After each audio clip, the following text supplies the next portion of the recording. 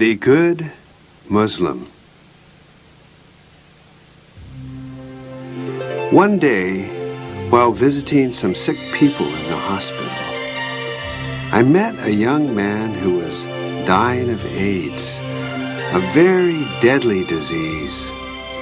There is no cure for AIDS that we know of. AIDS is also very, very contagious, and that means that anyone around a person with AIDS can catch the disease if there is an accident, especially involving blood. No one likes being around a person with AIDS for that reason. As I talked to this young man, he told me that he was not sick enough to stay in the hospital forever. However, his whole family and all of his old friends had rejected him because he had AIDS. They felt he was probably a bad person, an immoral man, because many people who get AIDS get the disease from some kind of immoral action, like going to a prostitute or using drugs. And this man admitted to me that he had gotten AIDS by drug use. "Please, please help me," he cried.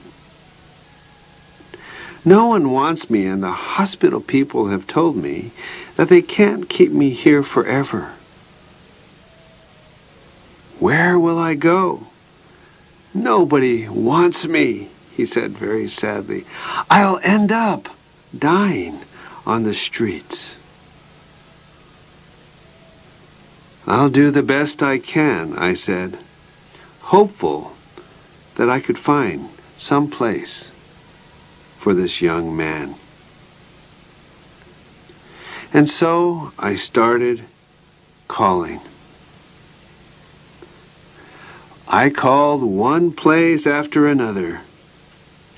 So many places that I thought might be able to help him, and they only said to me, "Well, this is very difficult.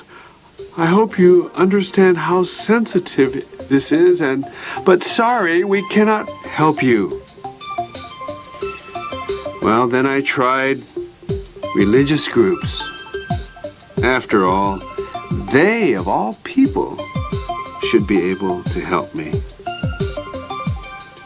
And so I called churches, and they said, "This might endanger the other men we have in our house.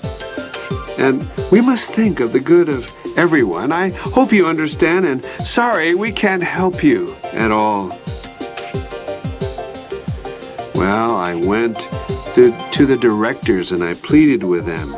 But it was like the young man had leprosy.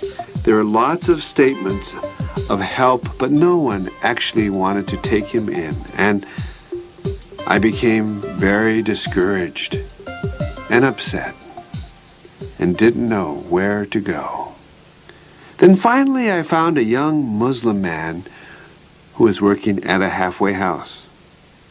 After I talked to him for some time and told him the story about this person with AIDS, he stared at me. "Is this man a Muslim? Our house is mainly for Muslims," he said to me. "Well, I'm sorry," I said. He's a Buddhist, actually," I replied. "Wrong religion," he said. But as I got up to leave, this young Muslim man looked at me, and he said to me, wait a minute, just a minute." "Yes?" I asked. "I will take him in," he replied. "You will?"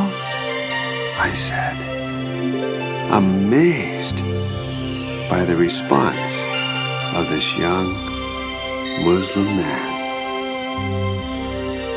"I must take him in," the young Muslim replied. "How can we say we love God and not love our fellow human beings?" This young Muslim taught me all about love and what love means, to love our neighbor.